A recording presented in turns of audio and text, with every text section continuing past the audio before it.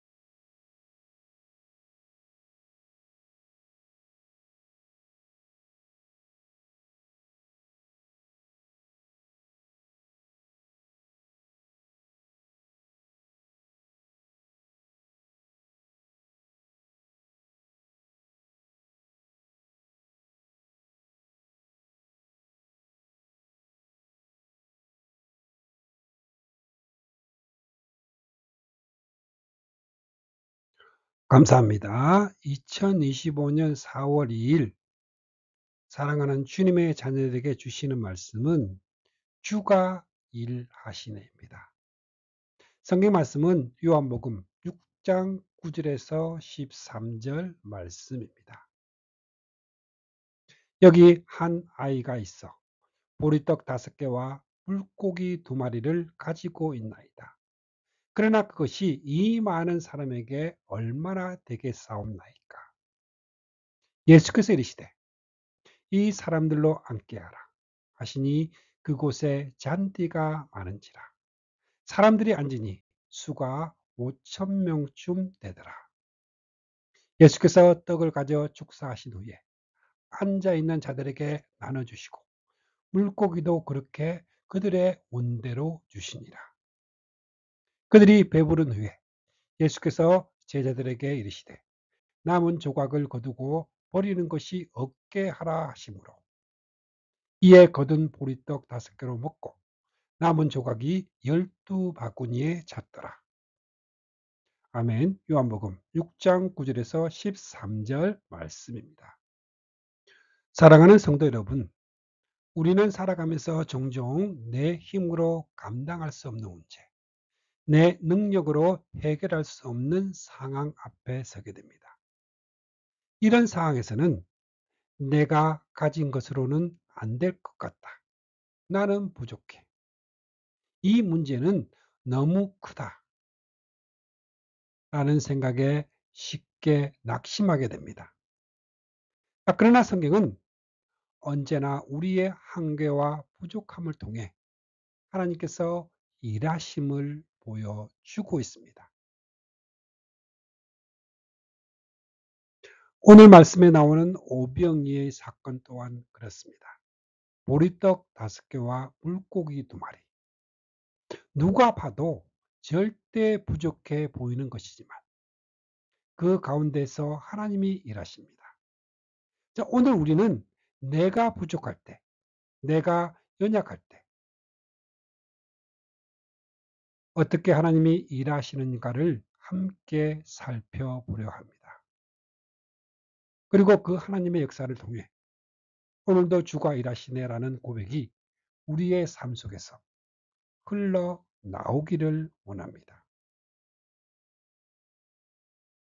첫 번째로 우리의 부족함을 통해 일하시는 하나님이십니다. 사랑하는 성도 여러분, 예수님 앞에 수많은 무리가 모여들었고 그들은 배고픔으로 지쳐 있었습니다. 제자들은 현실적인 계산을 시작을 합니다. 자, 사람들을 먹이기 위해서는 적어도 200데나리온의 떡이 있어야 합니다. 그러나 가진 것은 무엇입니까? 단지 한 아이의 보리떡 5개와 물고기 2마리 뿐입니다. 자, 인간적으로 생각할 때 이 작은 음식은 아무것도 아닙니다. 그러나 그것은 이 많은 사람에게 얼마나 되겠사옵나이까. 제자들의 이 고백은 우리 인간의 시각으로 인간의 한계에서 나온 것입니다. 너무 작고 너무 부족해서 도무지 해결책이 될 수 없다고 판단한 것입니다. 하지만 바로 그 순간 하나님의 일하심은 시작이 됩니다. 자, 하나님은 부족함을 통해 일하십니다. 자, 성경의 역사를 보면 하나님께서는 언제나 풍족함이 아니라 부족함 속에서 일하셨습니다. 아브라함은 자식이 없는 자였습니다. 그러나 하나님은 그를 통해 하늘의 별과 같은 후손을 약속하셨습니다. 모세는 말이 둔하고 능력이 부족한 자였습니다. 그러나 하나님은 그를 통해 출애굽이라는 역사적 구원을 이루셨습니다. 기드온은 스스로 나는 가장 작은 자라 고백했습니다. 그러나 하나님은 300명의 작은 군사로 미디안을 물리치게 하셨습니다. 하나님은 인간적으로 부족한 것을 통해 하나님의 전능하심을 나타내십니다. 왜일까요? 우리의 힘으로 되는 것이 아니라 하나님의 능력으로 되는 것임을 보여주시기 위해서입니다. 오병이요, 한 아이의 작은 헌신입니다. 자, 오늘 말씀에서 한 아이가 등장합니다. 어린 소년이 가진 것은 너무나도 보잘것없었습니다.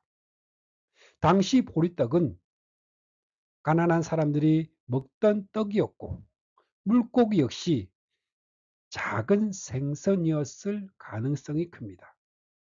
자, 그러나 중요한 것은 그 작은 것을 주님께 드렸다는 사실입니다. 이 소년의 손에 있을 때는 아무 의미 없는 보잘것없는 음식이었지만 주님의 손에 올려졌을 때 그것은 수많은 사람을 배불리게 하는 기적의 도구가 되었습니다. 자, 여기서 우리는 중요한 영적 교훈을 발견합니다. 우리의 가진 것이 아무리 작고 보잘것없어 보여도 주님께 드릴 때 하나님은 그것을 통해 일하신다는 사실입니다. 세 번째로 우리도 부족함을 느낄 때가 많습니다. 사랑하는 성도 여러분, 오늘 우리의 삶도 마찬가지입니다. 우리는 종종 내가 가진 것, 내가 할 수 있는 것을 바라보며 절망할 때가 많습니다. 내 믿음이 너무 작아 보일 때, 내 능력, 물질, 시간, 건강이 너무 부족할 때, 내가 가진 은사가 너무 미미해 보일 때, 그럴 때 우리는 제자들처럼 말합니다. 그러나 이것이 얼마나 되겠습니까?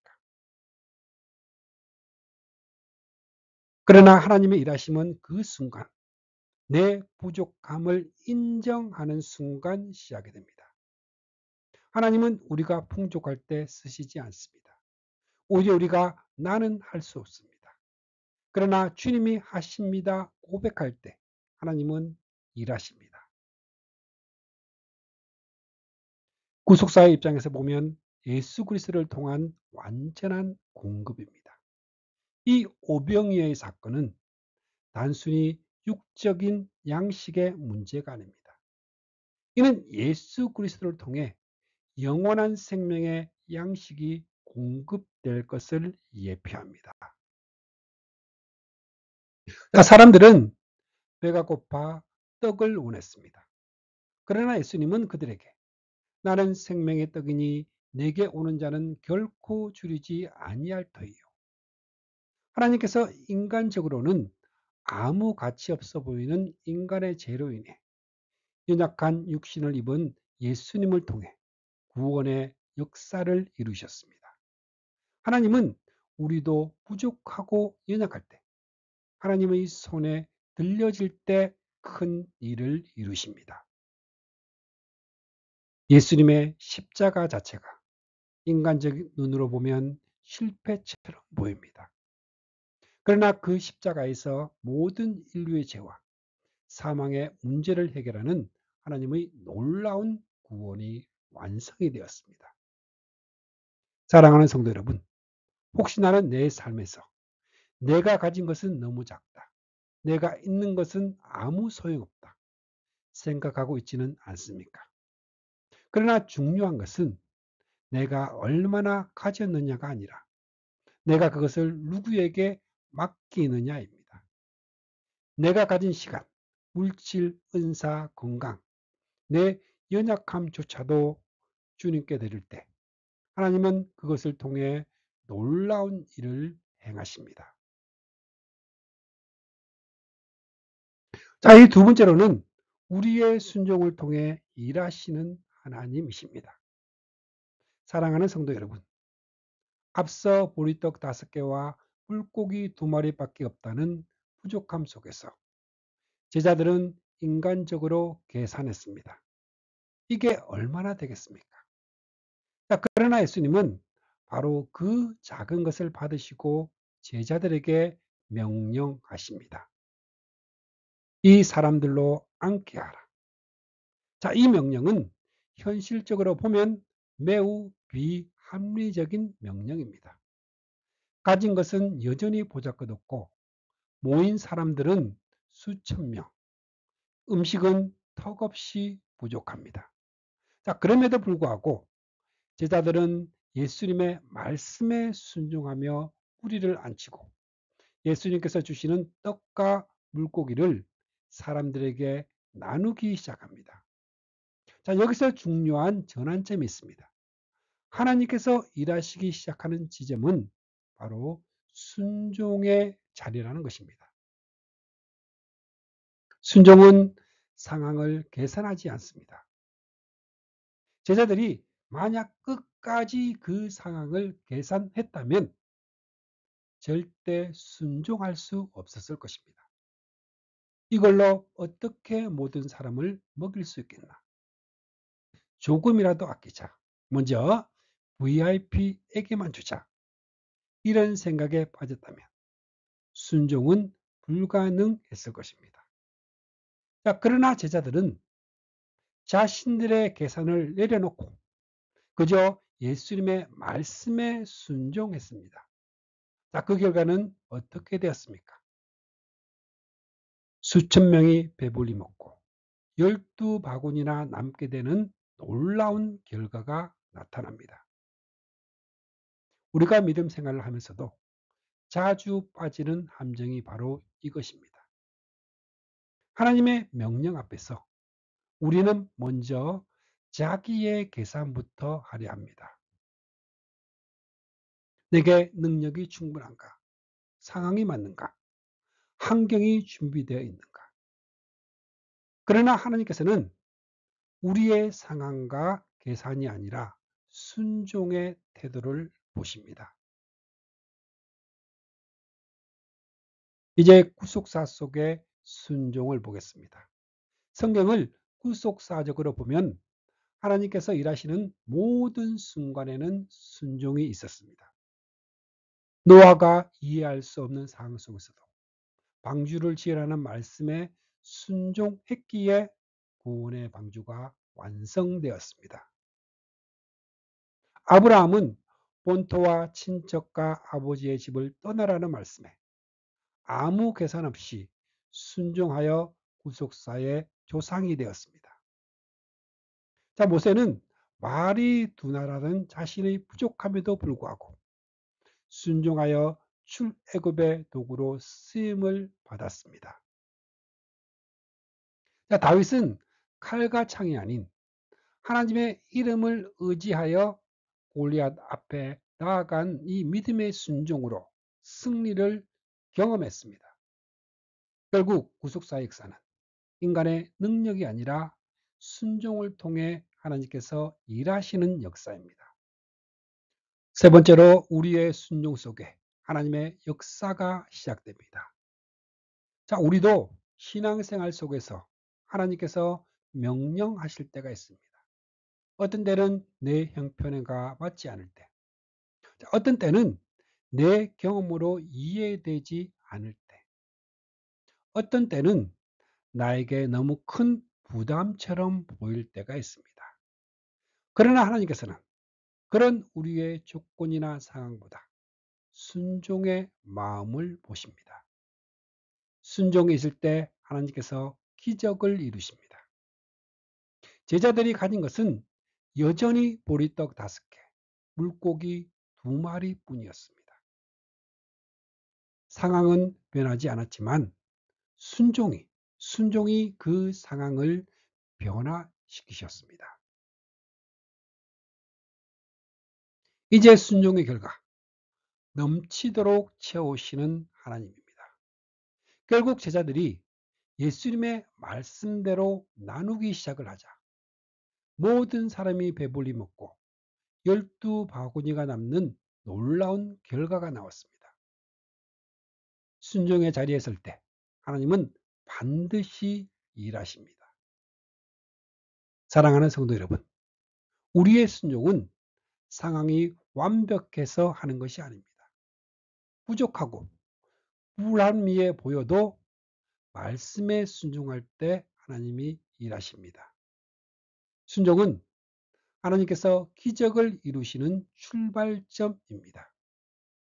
오늘도 우리의 계산을 내려놓고 작은 것이라도 주님께 내어드리며 믿음으로 순종하는 자리에서는 성도가 되시기를 부탁드립니다. 이제 세 번째로 넘치도록 채우시는 하나님이십니다. 사랑하는 성도 여러분, 오병이어의 기적은 배부른 후라는 표현으로 끝나지 않습니다. 단순히 겨우 배를 채운 것이 아니라 넘치도록 채우시는 하나님의 은혜가 오늘의 말씀에 나타납니다. 예수님께서는 사람들이 배불리 먹은 후에 제자들에게 남은 조각을 거두라 하십니다. 그리고 놀랍게도 12바구니 가득히 남게 됩니다. 여기서 우리는 하나님께서 어떻게 우리를 채우시는지를 명확히 볼 수 있습니다.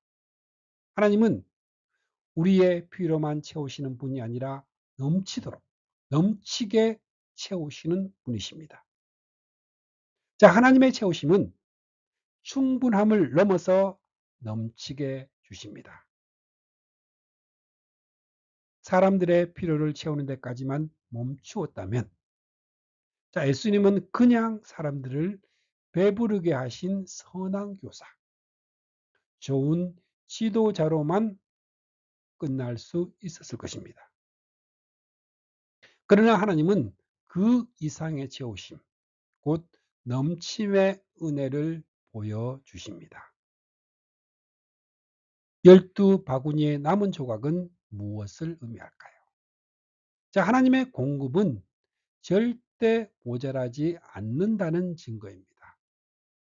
하나님께서 채우시는 은혜는 우리의 생각과 계산을 뛰어넘는다는 사실을 보여주고 있습니다. 우리 인간은 늘 이 정도면 충분하겠지 하고 한계를 정하지만, 하나님은 인간의 계산에 맞추어 일하시는 분이 아니십니다. 하나님은 항상 필요 이상으로 넘치게 역사하십니다. 이 구속사적 입장에서 볼 때 예수님이 주시는 참된 생명의 양식입니다. 이 오병이어 사건은 단순히 물질적 배고픔을 해결해 주신 사건이 아닙니다. 예수님께서 이 사건 이후 하신 말씀을 보면 더 분명해집니다. 요한복음 6장 35절입니다. 예수께서 이르시되 나는 생명의 떡이니 내게 오는 자는 결코 줄이지 아니할 터이요 나를 믿는 자는 영원히 목마르지 아니하리라.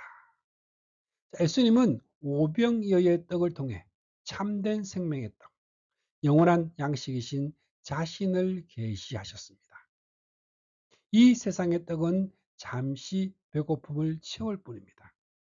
그러나 예수님이 주시는 떡, 곧 십자가의 은혜, 구속의 은혜는 단지 우리의 영혼을 겨우 구원시키는 정도가 아니라 영원한 생명으로 넘치게 하십니다.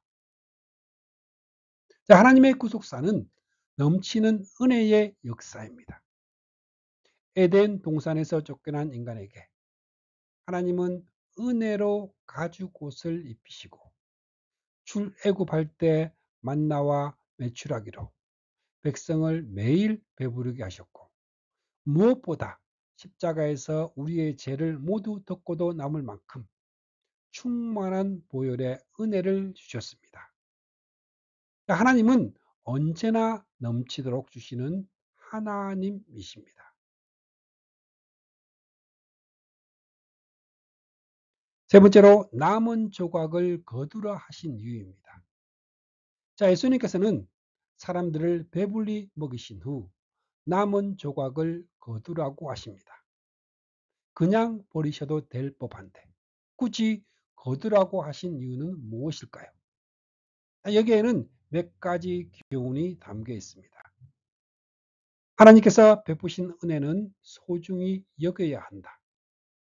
하나님의 은혜를 낭비하지 말고 기억하며 간직해야 합니다.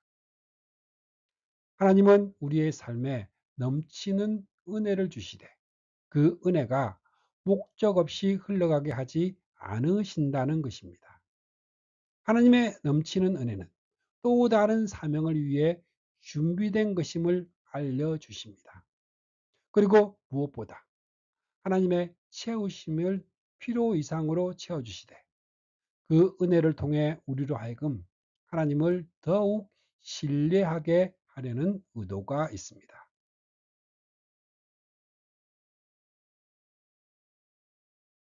우리의 삶 속에서 넘치도록 채우시는 하나님이십니다.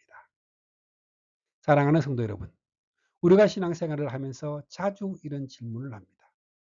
내가 필요한 만큼만 채워주시면 좋겠는데, 그만큼만 채워주시면 좋겠는데, 하나님은 왜 더 주실까? 내가 이 정도만 해도 충분한데, 왜 하나님은 더 깊이 순종하게 하실까?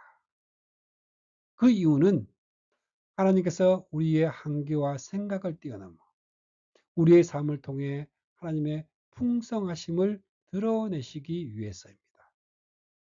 하나님의 구원은 언제나 겨우 구원, 간신히 구원이 아닙니다. 예수님의 십자가 보혈은 모든 죄인을 덮고도 남을 만큼 충분하며 넘치도록 은혜롭습니다. 사랑하는 성도 여러분, 오늘 우리는 분명히 보았습니다. 하나님은 부족함 속에서도 일하시고 순종을 통해 기적을 이루시며 결국에는 넘치도록 채우시는 분이십니다. 오늘도 주님은 우리의 삶 속에 은혜의 조각들을 남기십니다. 그것을 하나도 의미 없이 흘려보내지 말고 그 은혜를 붙잡아 다시금 믿음의 고백으로 나아가는 삶이 되시기를 부탁을 드립니다. 이제 말씀을 마무리하겠습니다. 사랑하는 성도 여러분, 오늘도 우리는 현실 속에서 우리의 부족함과 한계를 느끼며 살아갑시다. 그러나 기억합시다. 주님은 일하십니다. 이 시간 저는 필리핀 보아지구의 에베다 신학교에서 선교를 하고 있습니다. 잘 마무리돼요. 주님이 일하심을, 주님이 일하시고 계심을 지금 보고 있습니다. 이 말씀을 듣는 우리 사랑하는 성도 여러분, 주님이 일하신다는 것을 알고 느끼고 믿음으로 굳세게 붙잡고 살아가시기를 부탁을 드립니다. 우리의 부족함 속에서도, 우리의 작은 순종 속에서도, 우리의 힘으로는 안 될 것 같은 상황 속에서도 하나님은 반드시 일하십니다. 다윗의 물맷돌 하나로, 모세의 지팡이 하나로, 한 아이의 보리떡과 물고기로 하나님은 일하셨습니다. 오늘 나는 내 삶에서 무엇을 주님께 드리고 있는가? 내 작은 순종을 주님께 내어드리고 있는가? 내 능력이 아니라 하나님이 일하신다는 믿음으로 내게 있는 것을 주님께 맡기며 주님의 사랑을 느끼며 살아가기를 결단하는 시간이 되시기를 축복 또 축복합니다. 아멘. 기도하시겠습니다. 주님, 우리는 부족하고 연약합니다.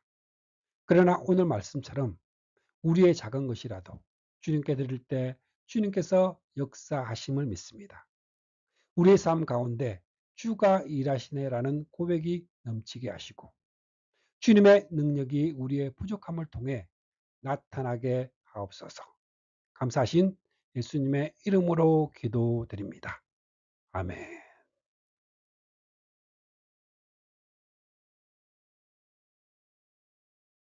말씀을 통해 주님의 사랑을 느끼며 주님의 은혜의 축복을 받는 기도의 시간입니다.